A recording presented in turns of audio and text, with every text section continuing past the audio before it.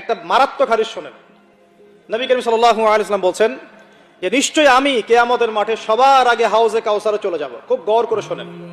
নিশ্চয়ই আমি মুহাম্মদ সাল্লাল্লাহু আলাইহি ওয়াসাল্লাম কিয়ামতের মাঠে সবার আগে হাউজে কাউসারে চলে যাব, সবার আগে। এবং সেখানে পান পাত্র সাজানো থাকবে, মানে পান পাত্র যেখানে আমরা পান করব। এই পাত্রগুলোর সংখ্যা হবে আকাশের তারার চেয়েও বেশি, সুবহানাল্লাহ। এবং সেই হাউজে কাউসারের পানি হবে দুধের চেয়ে বেশি সাদা, মধুর চাইতেও বেশি মিষ্টি। যে ব্যক্তি একবার সেখান থেকে পান করতে পারবে, কোনোদিনও সে আর পিপাসার্ত হবে না।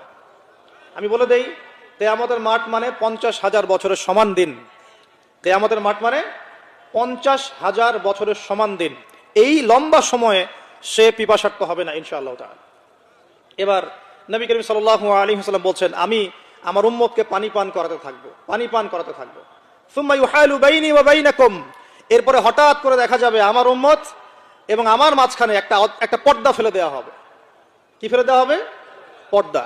নবী সাল্লাল্লাহু আলাইহি ওয়াসাল্লাম জিজ্ঞাসা করবেন, ইন্নাহুম মিন্নি, এরা তো আমার উম্মতের অন্তর্ভুক্ত, পর্দা কেন পড়ে গেল? ইন্নাহুম মিন্নি, তারা তো আমার অংশ, পর্দা কেন পড়ে গেল?